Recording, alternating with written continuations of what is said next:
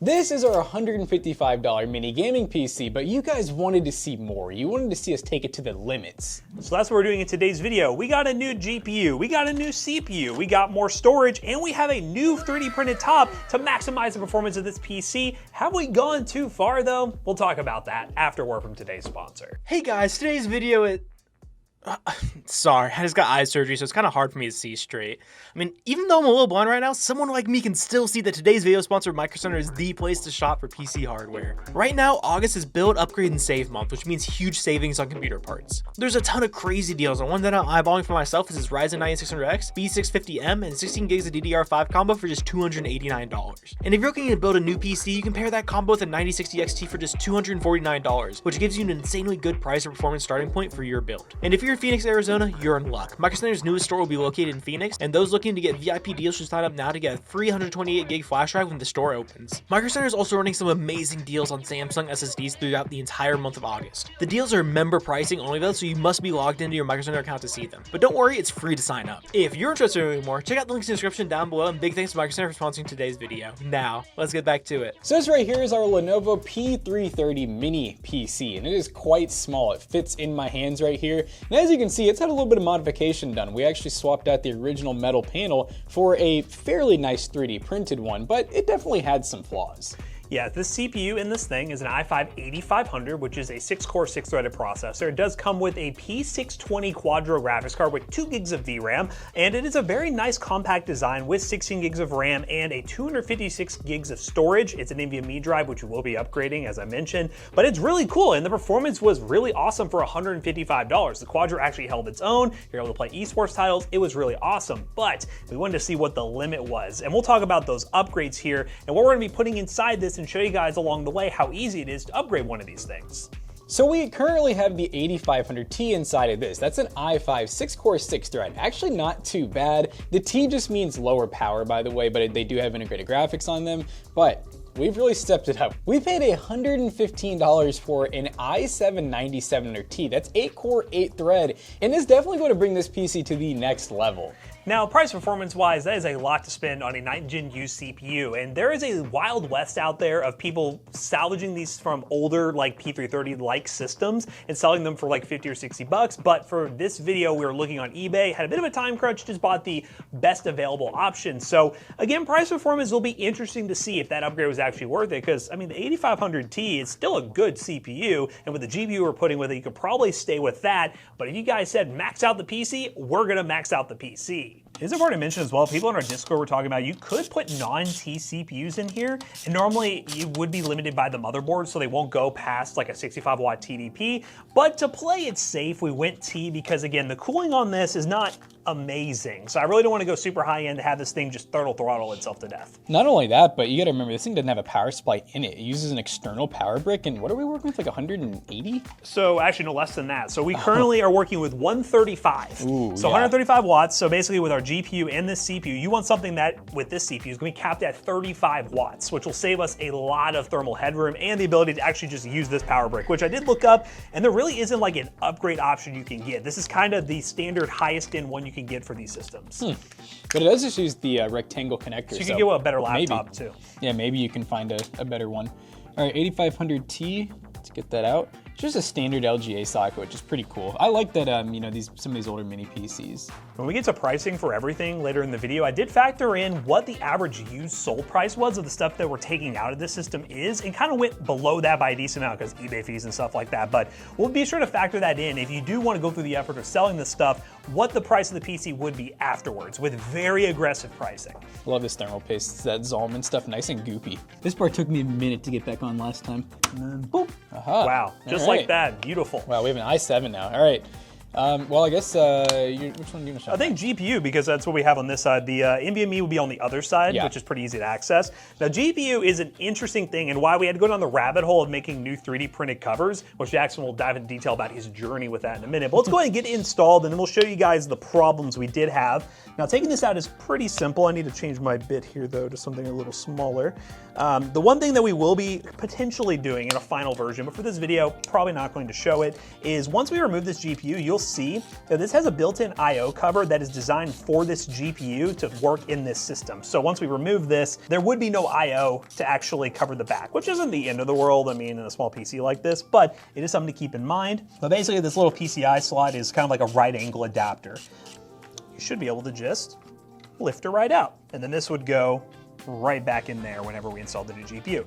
We'll go ahead and take out this little Quadro, push this down, rip it out, boom, there's our Quadro. As you guys can see, this I/O that was right here is now gone. But we have a upgrade, a good upgrade. Honestly, the best upgrade you could really get in this kind of form factor, the 3056 gig. But as you guys can tell, it looks kind of crazy because we already did some modifications to make sure all this was gonna work. This is the Yeston model that's normally very pink. Very, very pink, but I removed that shroud. We also added a little bit of electrical tape on the bottom because where this rests on top of these USB ports, that's some metal on metal contact. You don't want that. That's not gonna be good for the longevity of it, but the fact is, this is a single slot card that can actually fit in here with some changes. Let's go ahead and put this back in and we'll show you what changes we had to do. So we'll go ahead and slot this, push down. So yeah, we're back in place. But one thing you might notice is this GPU is a bit higher. I'm gonna go ahead and screw this back in though. It only has one screw now, which again, with this I/O cover right here, you would have had the additional mounting point to the case. It is in there pretty good, and with the case cover we're gonna put on there, it should be fine. If you really want to secure this down, you could do something to like tape it down a little bit better if you want to, because it's just on this axis, it's a little bit loose, but it's not too bad. Now you might have noticed this was really easy to put in, and you might be acting like, well, it's not easy for me at home if I'm following this at home. It's because I had to remove this speaker, which actually was right here. This is where the speaker was located, roughly around this area. You can see where it was screwed in right here. We removed the speaker basically. Do you need a speaker? No. You have speakers you can plug up to it, it's fine. But if you want the speaker, in theory, the actual port for the speaker is right here. You could plug it in and just kind of shove it off somewhere in the corner. I've seen some people do that, but the cord is very small, so you have to do some modifications. So for now, we're just gonna leave that off to the side. More airflow. More airflow. Yeah. Now, you wanna talk about your journey with this cover. Yeah, so I printed like 5 of these. So yeah, this is just a few of them back there, a couple of them. This right here is the final version, so we got the very nice Toasty Bros text. Rather than before, I didn't really think about when I did the hole through design. When it printed, it looked really cool, but then when I took it up, I'm like, oh wait, a lot of these letters weren't attached, so like it just looked kind of bad.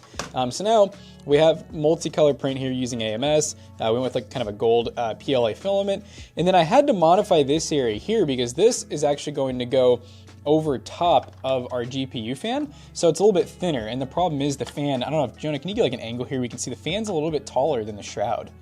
So due to that issue, I was rubbing on the actual 3D print. I had to kind of modify the front plate, because before, this plate, when you pushed it all the way down, we had that gap that we didn't like, so I added a little more filament to this area here. So it's a little bit thicker. And then also the power button. The power button sucked on the first revision, like didn't work. So the power button has now been printed in a separate print, and then I basically like hot glued basically a nail through it, but it's a 3D printed nail. And now, let's see how it looks. And it's really easy to get on and off, so I'm gonna show you for demonstration purposes, but if we gotta get it off again, no big deal. So you basically just make sure all that's lined up, and then you push it on, and what I like to do is honestly just kind of, now we're all the way on. Yeah, you remember that gap that we had before? It's clean. Pretty seamless now. And then Matt will show you.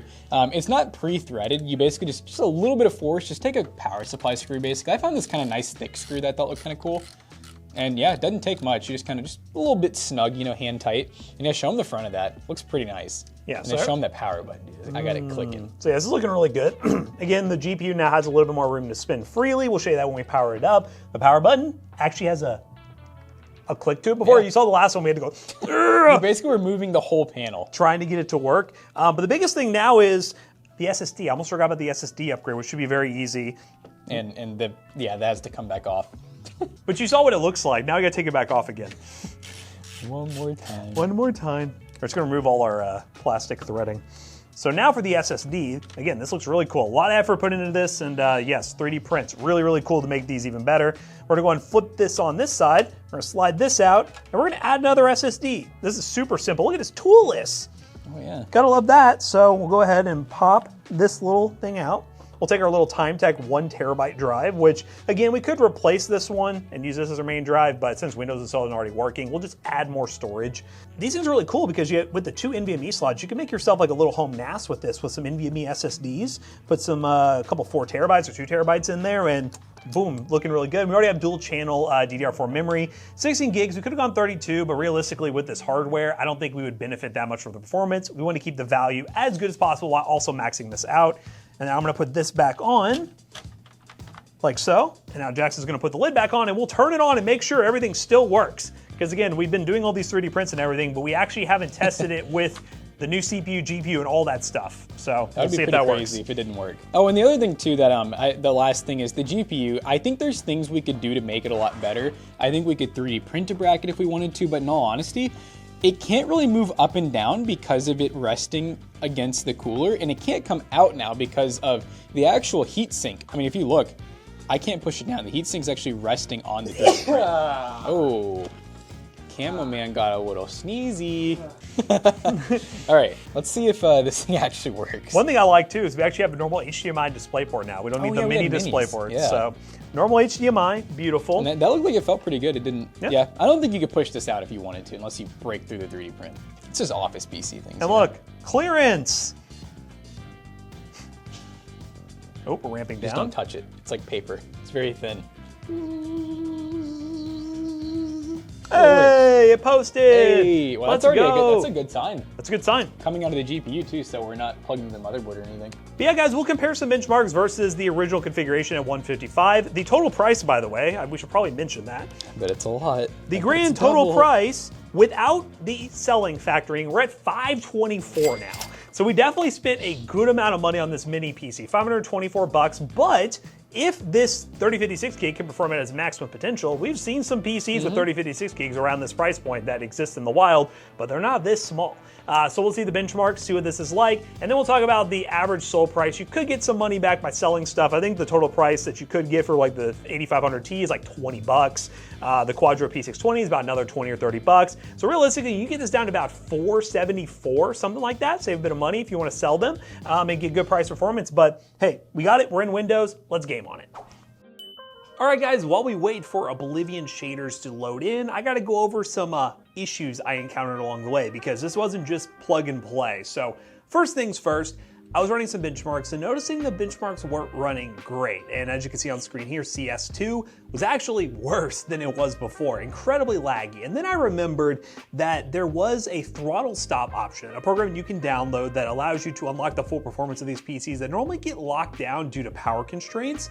And I was thinking maybe that could be the issue that's going on here. So I download throttle stop, I look up what some people have done in the past, disable this one setting and hit apply, and wow, that made a big difference. It made the performance work way better. So if you are gonna do this upgrade yourself, get throttle stop, save yourself a lot of headaches, so be sure to do that. Use the link down below. And then from there, I started running some benchmarks just to make sure everything was working okay, and I did realize we're pulling a lot of power, as in we are pulling technically more watts than this brick is rated for, actually about 140 watts. So for me, in the benchmarks, I feel like it'll be okay for us to do this short benchmark run to show you guys what it can do.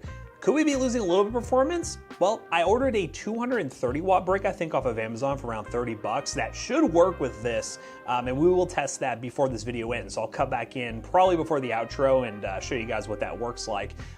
Just to make sure, because again, I want to be safe here, make sure we're getting the full performance, and also, if we sell this thing, I want to make sure it has enough watts to where it's not just going to explode eventually. But once we get to that point, we should be good to go. But again, that is more money invested into this, which is kind of bringing the price performance down a little bit, but still, it's still cool, it's still fun, and hopefully Oblivion Remastered, which was not going to run at all in the Quadro before, runs pretty good. So wait for this to load and get to testing. All right, we're in Oblivion Remastered, a game that this thing could have definitely never ran before this. And we're running 1920 by 1080, uncapped frame rate, low settings, low lumen software ray tracing, and we are using some DLSS and balance because, well, this thing native probably wouldn't be too great. And it's still not amazing, but it somewhat works. It actually plays this game, which was not going to do before. And the one thing, and I mentioned this before with the whole throttle stop and everything, oh, this one's we're doing okay right now. We're at 132, 131, which I said I had a theory that it might be throttling down a little bit because of the power brick. I don't know if it's consistently going to stay at 140 watts, but that is what the additional adapter's for that we'll try later on because it'll be here tomorrow. Yeah, and that additional adapter will definitely not only maybe get us more performance, but also just peace of mind that, like, you know, it's not going to blow up. It just also goes to show, like we've said before, most power bricks and power supplies for that matter, their rated wattage is just like rated 24/7 usage. But if you're boosting over it every so often, you can be all right. Yeah, this is pretty cool. They were able to make this work. Temperatures are pretty solid. I mean, we're 60, 70 degrees across the board. Our CPU is about 3 gigahertz. There's obviously some more we can do here. I mean, we can do some freaky stuff. Yeah, let's see. Let's try ultra performance. Ooh, See what that does. Of course, you can't do any. I guess yeah, we could try. You can do FSR as well. That'd be kind of busted, but okay, ultra performance. You know, definitely doesn't look as good, but I think we got a couple, maybe like a few more FPS out of it. I am thinking in terms of price to performance, probably keeping the CPU the same would have been the best, because 9700T, it being limited to 35 watts, you're not really getting like a ton more performance, especially in the CPU games that we did test and we'll show you guys later. This will go crazy. This will go crazy. Let's see how this works out. All right, so FSR performance with some frame gen. It's 20, 15, 20 more. Yeah. Well, not consistently. At times we're getting 15 to 20 more. Let's see the swing. Is it getting that? A little bit of a little bit of the ghosting. A little bit of ghosting. But it doesn't look bad, and it's a single player game. So honestly, if you're running FSR, like nothing's that delayed. So realistically, if you want 60 plus FPS, you could do it on this. And this little tiny box that, yeah, it is a little expensive at this point. And look, oh, I think we broke it. I think we overwatted it. I think we overwatted it. I had a feeling it stopped that. Make sure we're good. McAllister, it just stopped. It should have saved that, but I think we broke it. I had a feeling that might happen. Yeah, a little warm. It's not like as hot as I thought it would be. But hey, we found the limits of it. We'll try the new power adapter too later, but I think Fortnite should be fine because we won't get to that point. Let's switch to Fortnite. Recording Fortnite. Uh-oh. I saw like 133 and then I just saw it. Uh-oh, okay. So I went to play Fortnite and we had the same issue. So I'm just gonna make an executive decision. I got some of the built-in benchmarks done. Let's just wait for the new power adapter to show up tomorrow. And then we'll try that because I'm hoping that's the only problem. That's the one thing that makes sense, but we'll see if we ended up having other issues, but power would be scary. Yep, yeah, 2 games now, it's just done that, it's just turned off. So we're thinking maybe it's like reached a thermal throttle limit on the inside of this brick that tells it to turn off, you know? So we'll wait for the other brick to show up and we'll continue our testing and hopefully everything is working fine after that.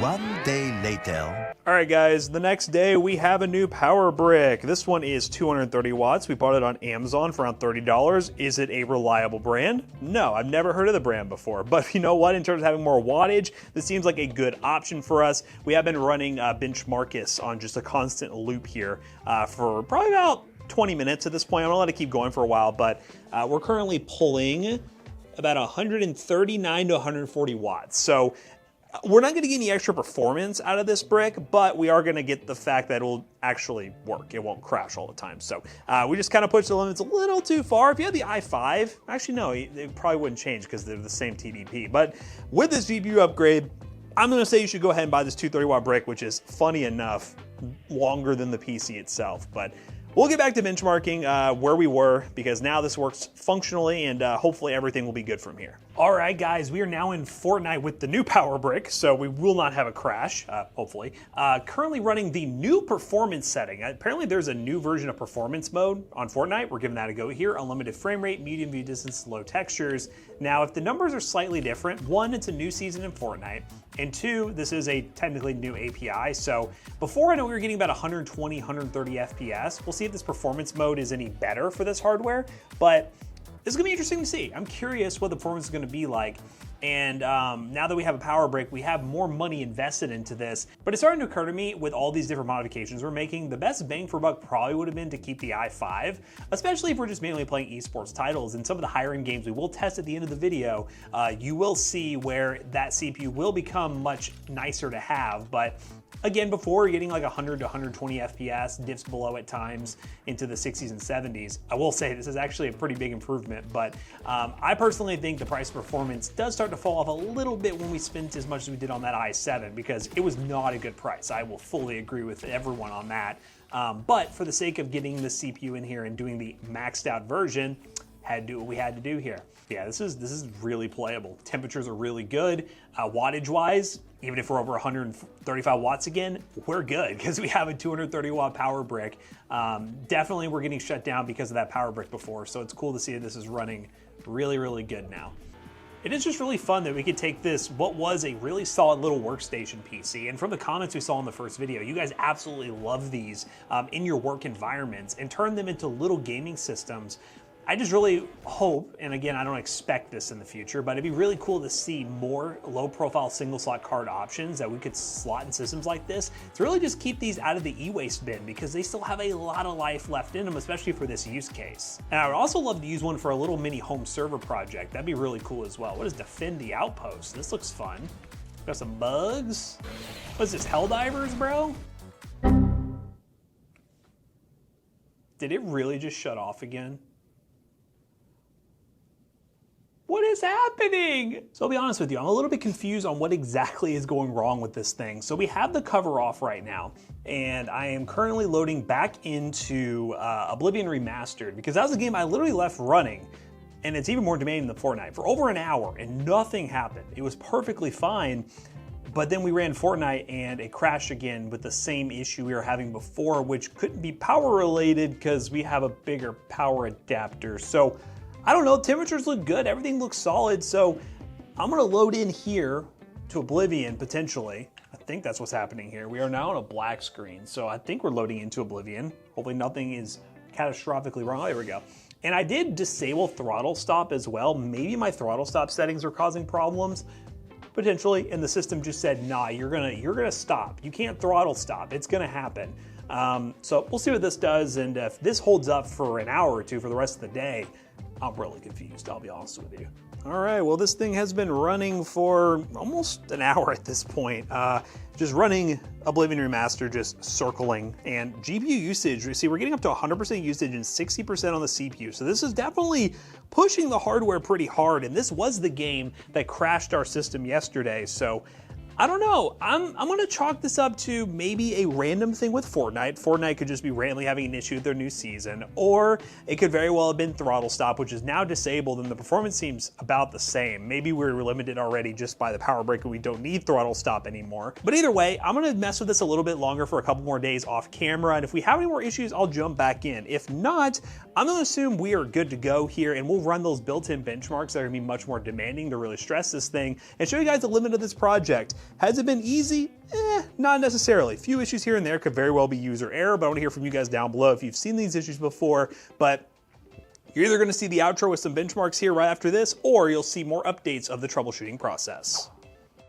So the Lenovo has been maxed out at this point, guys. We really cannot get any more performance out of it because that 3050 and that i7 have just gotten the wattage through the roof. And although it seems to be pretty stable in most applications, and certain things like Fortnite for some reason, we're still getting crashing. Yeah, no matter what, even after the last update I gave you guys, we're still getting that crash in Fortnite, and it may occur in other titles, but Oblivion Remastered, for whatever reason, I can leave it running overnight, it'll be perfectly fine. So it just seems to be a little bit unstable, which again is not ideal for a PC you may want to use as a daily driver, but for the sake of this video and a future fix that we may be doing, which we'll up to you guys down below if it does fix it, there's a potential shorting issue that may be happening with this GPU being slightly bigger than other small form factor GPUs. So we did order this like bracket that should in theory have thermal pads and the ability to help cover the motherboard from that from happening in the future. Will it actually fix the issue? We won't know until we actually do it, and we'll update it down below. But we spent a lot of time on this. We just want to give you guys the side-by-side benchmark upgrades and wrap up this whole project. Now, before we upgraded this PC, we ended up with a 3D Mark score of 1,440, which was an 11 cent per point score. The after score went all the way up to 4,829, which, spoiler, is also 11 cent per point score. So we didn't really improve in the price performance department when it comes to 3D Mark. We also ran CS2 before and got an average of 115 FPS with a 1% low of 77. The after benchmarks went up to an average of 178 FPS with a 1% low of 96. Improvement, but not that crazy. The biggest one was in Spider-Man Miles Morales at 1080p, very low settings with FSR performance. Before we were getting 25 to 30 FPS, and now we're getting about 90 to 100 FPS, which is a major jump. And lastly, we ran Marvel Rivals to really stress this thing at 1080p low settings with no upscaling. We got an average of 61 FPS with a 1% low of 40. So of course this experiment wasn't really meant for you guys to replicate at home. It was more of just Toasty Roast spending some extra money so that you guys don't have to. But we hope that you guys enjoyed this video. Let us know down below what you think and maybe if you have any fixes for us to try besides just downgrading the PC. And we hope you guys enjoyed today's video. If you did, make sure you check out our other 2 YouTube channels and also our twitch.tv/ToastyBros, and don't forget to like, comment, and subscribe. And we'll see you guys in the next one. Bye-bye. So just like many other Toasty Bros products, once this thing is actually stable and ready to go, we will be selling it at PCBros.tech. PCBros.tech, we sell gaming PCs we feature here on the channel once they're working properly, and a bunch of other systems for you guys at great prices. Use code Toasty Bros on checkout. You will save 3% on your next purchase. See you guys later. Bye-bye.